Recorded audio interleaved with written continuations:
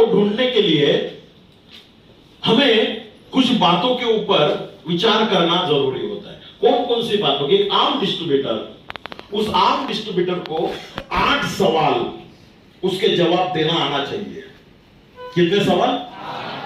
हर एक डिस्ट्रीब्यूटर के 8 सवाल होते हैं। कोई बोलता है, कोई नहीं बोलता, कोई सिर्फ विचार करता है, कोई उसको उसके बारे में सोचता है, उसका जवाब ढूंढने की कोशिश करता है, लेकिन उसको जवाब नहीं मिलता, और फिर जवाब न मिलने के कारण वो ऐसे कंफ्यूज होते होते बिजनेस को डेवलप करता है। तो वो कौन से 8 सवाल है जो हर एक न्यू डिस्ट्रीब्यूटर के माइंड में चलते रहते हैं, और ये आपके लिए होमवर्क रहेगा कि कल से इन सवालों के जवाब आपको ढूंढना है। मैं रेडीमेड भी दे सकता हूं, लेकिन उसका कोई फायदा नहीं होगा। तो सवाल नंबर 1, पहला सवाल है दोस्तों, जिस इंडस्ट्री में आप काम करने जा रहे हो, डायरेक्ट सेलिंग बिजनेस, क्या आपको ऐसा लगता है क्या रियली ये बिजनेस है? Hello, yes. आपको लगता है क्या बिजनेस है? यस।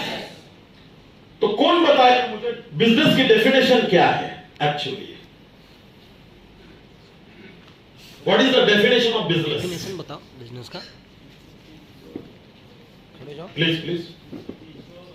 खड़े होके आकाश। एक बात बोलो। मैं नहीं, बोलो।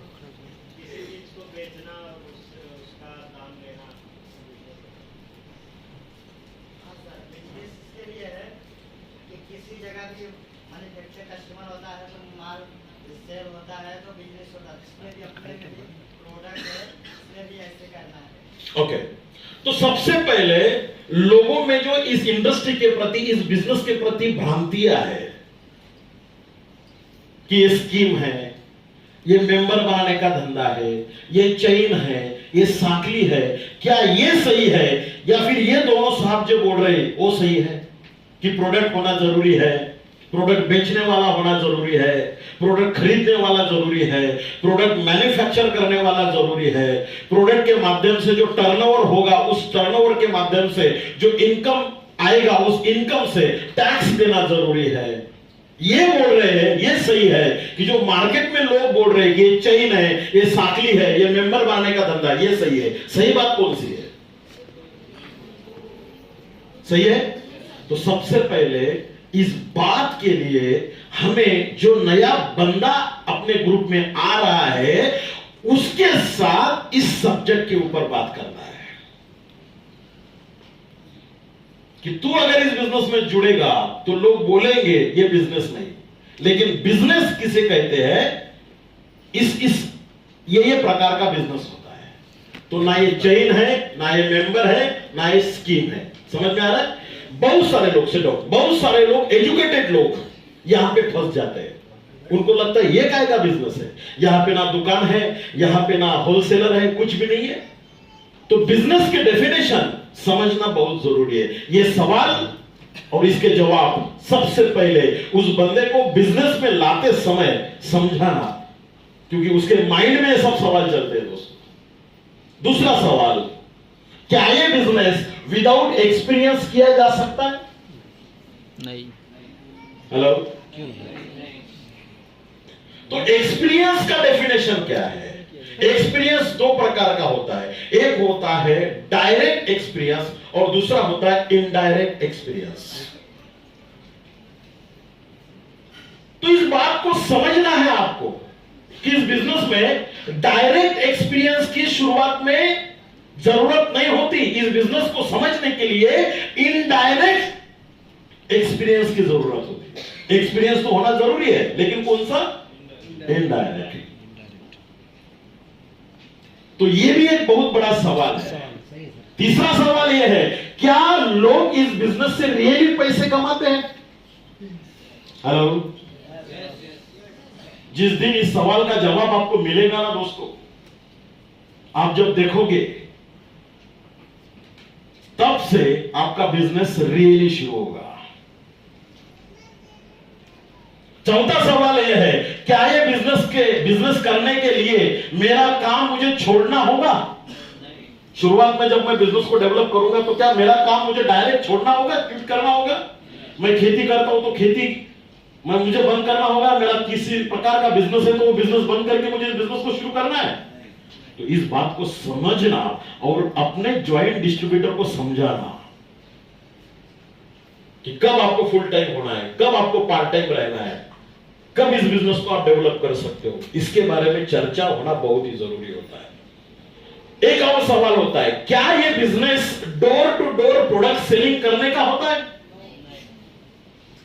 तो बहुत सारे एजुकेटेड लोगों को ऐसा लगता है कि ये तेल साबुन मैं कैसे बेचूं, मैं क्या सेल्समैन हूं क्या?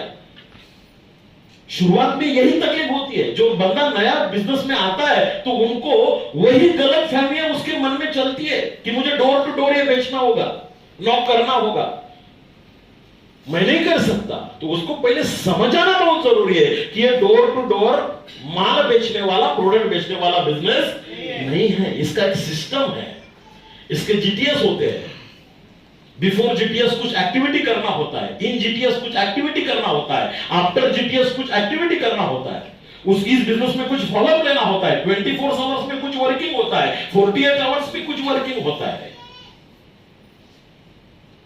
और एक सवाल आता है दोस्तों, क्या ये बिजनेस करने से लोगों के साथ मेरा रिलेशन खराब होगा? बहुत सारे लोग इस डर के कारण इस बिजनेस में जुड़ते नहीं है, क्योंकि उनका जो पिछला एक्सपीरियंस था, उस एक्सपीरियंस के कारण माय लाइफ जैसा बेहतरीन बिजनेस से भी वो डरते हैं, क्योंकि पिछला एक्सपीरियंस थोड़ा सा बैड था, रिलेशन खराब हो चुके थे, किसी के पैसे रिटर्न देना पड़ा, किसी केस में वो जूझ रहे हैं, उनका पेपर में नाम आ चुका था। तो ये बैड एक्सपीरियंस के कारण उनको लगता है कि इस बिजनेस से रिलेशन खराब होते हैं। तो हमें इस बात के ऊपर गहरी दृष्टि से अभ्यास करना है, क्या सही तरीके से अगर इस बिजनेस को मैंने किया, सोच समझ के मैंने इस बिजनेस को शुरू किया, तो मेरे रिलेशन खराब नहीं हो गए, मेरे रिलेशन बिल्डअप हो गए। समझ में आ रहा है? तो ये सवाल हमें खुद को पूछना है और इसके जवाब ढूंढने की कोशिश करना है। और एक सवाल आता है, क्या ये बिजनेस करने के लिए मुझे बहुत लोगों को लाना पड़ेगा? हेलो दोस्तों, आज मेरी टीम 90,000 लोगों की टीम है। जबरदस्त। महाराष्ट्र, गुजरात, मध्य प्रदेश, छत्तीसगढ़, राजस्थान, गोवा, तेलंगाना, दिल्ली, इतने सारे स्टेटों में मेरा आज टीम है। 90,000 people in my team now. तो सवाल यह है, क्या 90,000 लोग मैंने लाए? कसम से बोलता हूं दोस्तों, इस 10 साल में मैंने सिर्फ 10 लोगों को स्पॉन्सरशिप दिया। लेकिन मेरा यह मानना है, गधे लाने से अच्छा है घोड़े लेके आओ। जबरदस्त सर, सही है सर। और घोड़े लाने के लिए पहला खुद घोड़ा बनना पड़ता है। सही है, सही। साले तू ही गधा है तो तू लोग कौन से लाएगा? तो पहले समझना जरूरी है कि मुझे कितने लोगों को इस बिजनेस में जाना है। और एक सवाल बहुत बेहतरीन सवाल है, इस बिजनेस में सक्सेस बनने के लिए कितना समय लगेगा? क्योंकि ये डाउट होता है लोगों के मन में कि कितना समय लगेगा। जिनके पास किसी प्रकार का टारगेट नहीं है वो डरेंगे, वो डरेंगे। हमें ये पहले पता होना चाहिए कि कितने सालों के बाद, कितने महीने के बाद इस बिजनेस में मैं सक्सेसफुल बनूंगा।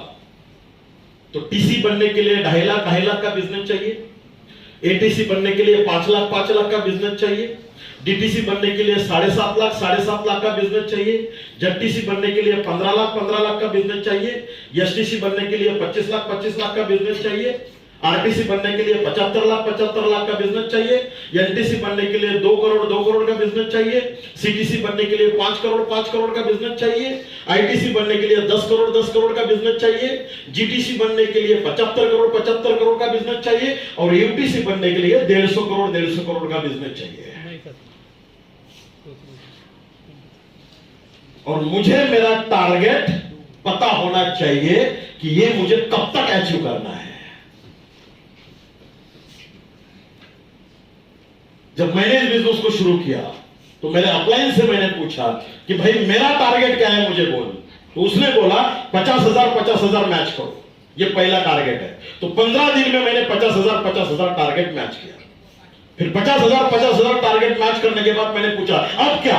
तो बोला कुछ नहीं, ये 50,000 ऑलरेडी आपने मैच किया है, अभी इसमें 1 लाख मैच करो, 1.5 लाख का मैचिंग होना जरूरी होता है। मैंने बोला चल छोड़, 1.25 महीने में मैंने 1.5 लाख किया। फिर बोला उसके बाद क्या? तो उसने बोला अभी 2.5 लाख, ये 1.5 लाख, अभी इसमें 1 लाख ऐड करो, तो इससे क्या होगा? तुम बनोगे टीसी। मैंने बोला पक्का? मैंने बोला पक्का। तो मैंने 2.25 महीने में टीसी, फिर 3.25 महीने में मैंने एटीसी बना, फिर 3.5 महीने में मैं डीटीसी बना, 5.5 महीने में मैं जेडटीसी बना, और 7वें महीने में मैं एसटीसी था।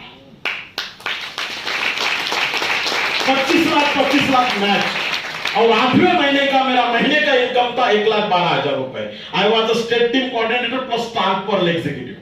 उस महीने का मेरा माई लाइफ का इनकम था 1,12,000। और जैसे 1,12,000 रुपए देखा, उसके बाद मैंने नौकरी का रिजाइन किया,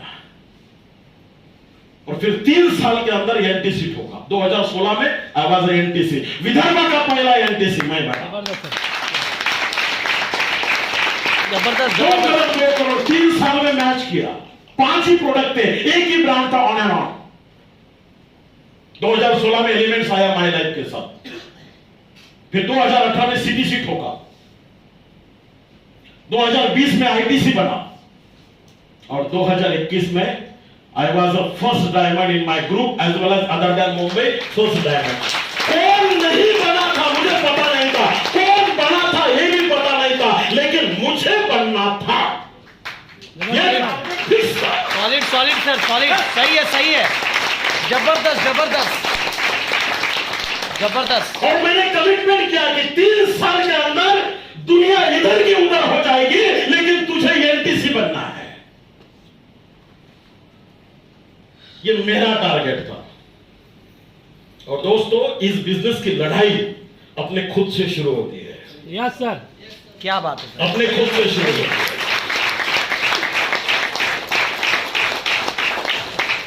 जब मैं डीटीसी हुआ करता था तो मुझे एक लड़का, पहला बेटा, बड़ा बेटा है, उसके बाद मुझे दूसरा लड़का हुआ फ्राइडे के दिन मुझे लड़का हुआ दूसरा, और सैटरडे के दिन सुबह 4 बजे वो मर गया। हुआ 6-7 घंटा रुका, चल बसा। मैं डीटीसी था। तो शनिवार के दिन जैसे हॉस्पिटल से मुझे फोन आया 4:30 बजे कि आपका जो लड़का हुआ था, आपने एडमिट किया था, वो गुजर गया। मेरे पास पैसे नहीं थे, तो मैंने उस बच्चे को दिया 8 बजे हॉस्पिटल से, उसको कपड़े में लपेटा, स्मशान भूमि में गया, खुद खड्डा खोदा, खुद उसको दफनाया, जो पूजा अर्ची थी वो पूजा अर्ची की। और घर जाते समय मेरे डायल लाइन का फोन आया कि सर कल का संडे है, अभी तक ग्रुप में कल के संडे का एसएमएस नहीं आया कि कल का संडे का सेमिनार है क्या नहीं है। तो मैंने गाड़ी रुकाया और पहले मैसेज टाइप किया, और संडे को मैंने प्लान खुद लिया। जबरदस्त सर। दिन भर मैं सेमिनार हॉल में था और किसी को कानो कान खबर नहीं थी रात को मेरे घर पे क्या हुआ। जब तक मैं सेमिनार हॉल में था तब तक मेरी बीवी बेशुद्ध थी दूसरे हॉस्पिटल में, उसको कुछ भी पता नहीं था, लेकिन फिर भी मैंने सेमिनार अटेंड किया, क्योंकि मेरा यह मानना था किसी के लिए नहीं, भगवान मेरी एग्जाम ले रहा है। जबरदस्त। तो ये सब जब ऊपर वाला देखता है तो उसको देना ही पड़ता है। आप कितना सैक्रिफाइस करते हो बिजनेस के लिए, उस हिसाब से आपको मिलता है। 3 साल जब तक मैं एनटीसी नहीं बना था तब तक मैं किसी के बर्थडे में नहीं गया, किसी की शादी में नहीं गया, किसी के एनुअल फंक्शन में नहीं गया, कुछ नहीं, ओनली माई लाइफ, क्योंकि मुझे एनटीसी बनना था। मुझे इस बात का पूरा ज्ञान है दोस्तों। सचिन तेंदुलकर इसलिए सचिन तेंदुलकर बना क्योंकि सचिन तेंदुलकर ने सिर्फ पूरा ध्यान क्रिकेट के तरफ ध्यान दिया। जाकिर हुसैन साहब तब बने जब तक उंगलियों से ब्लड नहीं निकलता था, क्या तब बात तक तबला बजाते थे। क्या बात है। सही है सर। तब तक तबला बजाते थे। डॉक्टर एपीजे अब्दुल कलाम साहब, डॉक्टर एपीजे अब्दुल कलाम तब बने जब शादी का विचार आया तो शादी के कार्ड भी छपे, लेकिन पता ही नहीं क्या उनकी शादी है। इसीलिए डॉक्टर एपीजे अब्दुल कलाम साहब, भारत रत्न डॉक्टर एपीजे अब्दुल कलाम साहब। कसम। जबरदस्त।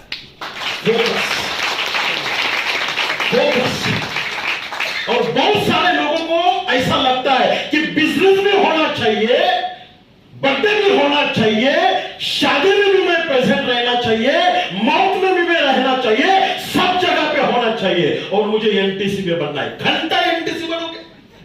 सही बात। कहां से बनोगे कहां एनटीसी? से बनोगे? सब होना है, नहीं बनोगे दोस्तों। मैंने पहले ही बोला कि शुरुआत आपसे होगी। शुरुआत लोग आपके एग्जाम लेंगे, ऊपर वाला आपके एग्जाम लेगा, उसमें आप अगर पास होते हो तो बाकी आपको मिलने वाले हैं। तो इस बात को थोड़ा सा ध्यान से सुनना और पहले खुद को कुछ सवाल पूछो। ये 8 सवाल ऐसे हैं दोस्तों जिनके जवाब अगर आपको मिल गए तो आप अंदर से फूटोगे। सही है सर, सही है। Yes sir. परफेक्ट। अंदर से फूटना बहुत जरूरी है।